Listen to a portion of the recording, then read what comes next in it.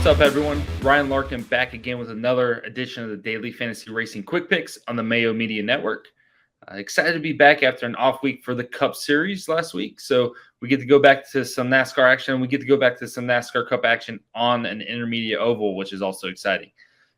This week, everything is taking place in Nashville, Tennessee from the Nashville Superspeedway, and what will be the second ever race for the Cup Series at this track. So lots to unpack, lots to try to wrap our head around, but an exciting track and race for us to take a look at.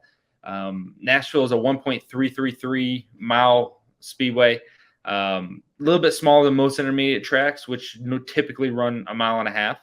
And the bankings in the corners are about 14 degrees, which is a good bit lower than most tracks. Usually we see 18 to 22 degrees of banking. The best comparison is probably turns 1 and 2 at Texas, kind of a flatter corner, a little bit more technical, difficult to pass on, and a little bit off throttle time as well, which can be good.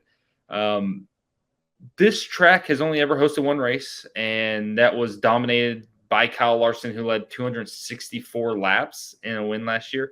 So hard to gauge anything off of that race. You don't really know what to expect when you have one guy absolutely destroy the field, but we're going to kind of play off of this year in the next gen car and what we've seen, which is 4 or 5 drivers typically leading.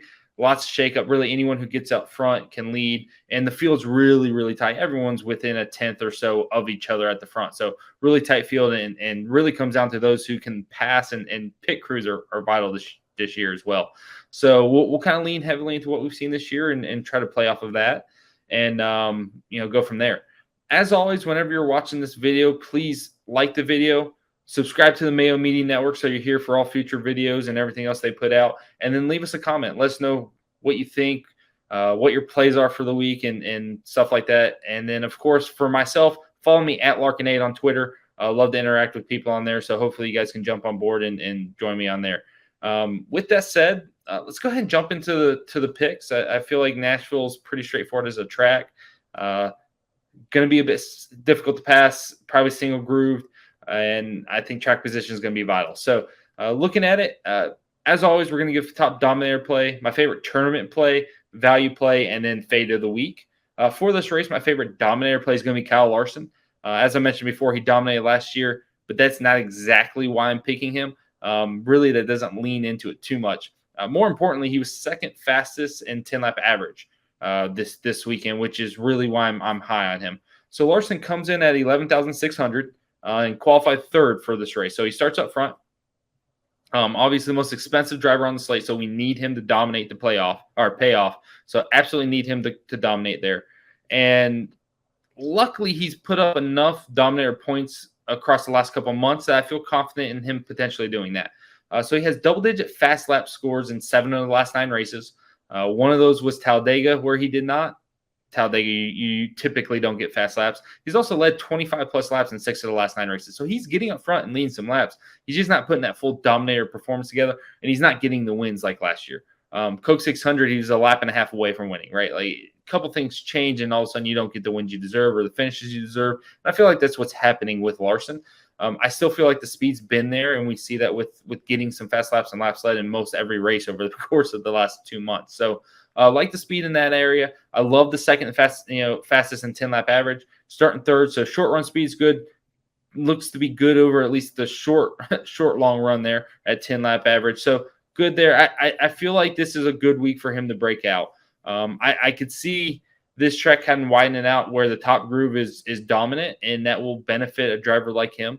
So I really like Larson. I favor him to dominate a chunk in this race, and I really like that play. If you're looking for some guys off of that, Denny Hamlin starting on pole, good option for an early dominator. Logano and Blaney, who looked really good at Gateway and Texas, where they dominated some of the race, are both good options. So a few options there. I feel like anyone can kind of lead this race that starts inside the top 10. It feels like it's kind of wide open on any of these races. It's just about getting out front. So on a pit stop or anything, they can make that happen, and any of those drivers can lead. So Lean and Larson, I think he can be our biggest dominator, but all those guys are in play. From there, my favorite tournament play, Kyle Busch is the obvious starting last. We're not going to throw that out there. Everyone can have that, and we'll look elsewhere. My favorite tournament play is going to be Ross Chastain, probably going to be popular as well. So I'm not exactly going too deep here, but Ross Chastain comes in at 10,500. And he starts 7th in this race. So Ross Chastain's been a race-winning contender almost every week. He showed tons of fast laps, tons of speed. Even at Gateway where he had to battle Hamlin trying to mess with him the whole race, and Elliott and all the stuff that was going on there, he still had double-digit fast laps. I think he still finished top 5, if I remember correctly, there towards the end.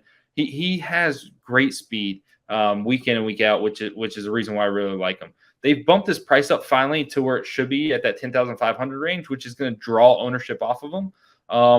And I think that kind of helps make me want to play him more. I want to play him when he's 15 to 20% owned, not when he's 25 or 30% owned. So I like him as a tournament option. I think he can lead chunks of this race. I think he can win it, honestly. So I like that. You don't have to go too heavy in this spot. But I do like him as a tournament play. And this is a hometown or home track race for them. So Trackhouse, the business side is based in Nashville.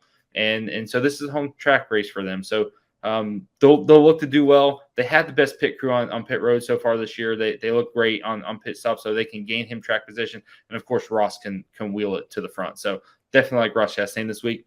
Best value play is kind of obvious. It's a chalk play in Bubba Wallace. Bubba is I actually don't have his price here, but Bubba's in the 6,500 range, I believe. And going to offer really, really good place differential upside.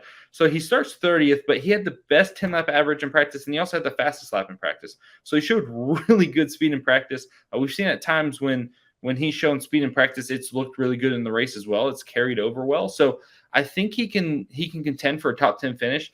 But really, starting 30th, we only need a top 15 finish for this play to probably be optimal. So I really like Bubba Wallace. A lot of people like him. Hopefully, it's under 50% ownership. I'd like to keep that number around 40% because I'm going to go heavier. But we'll see how the field stacks up and where they see Bubba and how they feel. But I think Bubba's the best value on the slate. I think it's pretty obvious. So definitely my favorite play there. And then the fade of the week is going to be Martin Truex. So Martin Truex is in at 9,700. He only has one top 5 on a non-plate track this whole year. That was a 4th at Richmond. Richmond's a special case in terms of that track being completely different than anything we've seen. I just don't see the speed from him. I don't see him out driving his teammates even who have similar equipment. I think there's too many competitive cars and I don't see him being able to pay off the price or finish in the top 3 or lead laps. I just don't think that'll happen. So I'm gonna fade him and hopefully he sees 15-20% and I can gain a little bit of leverage on the field. There's not a lot of guys I feel comfortable completely fading this week. There's a lot of guys that I feel like are in play. And then if you just look at the middle of the DK pricing, none of them scream great plays, but none of them scream bad plays either. And I'm not going to choose anything that's super obvious. So Truex is going to be my fade of the week, and we'll look to hopefully gain some leverage on the field with that one. Thank you guys for watching. I hope you enjoyed it.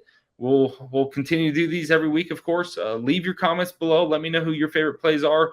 If you think I'm crazy for picking Kyle Larson, like I'm sure some people will be, if you have a better play, let us know. Get it out there. Of course, like the video. And then subscribe to the Mayo Media Network. Make sure you're here for future videos.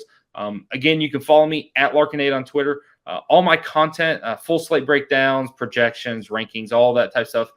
Full hour-long podcast, hour and a half sometimes, for the Cup Series will be available at dailyfanracing.com. So if you want to, definitely sign up. We have a promotion right now for 50% off new subscribers. So that promo code is POPPER. To celebrate our $30,000 winner in F1 last week. So definitely have some success over there. Hope you guys can join us. And of course, thank you for watching this video and hope to see you guys next week.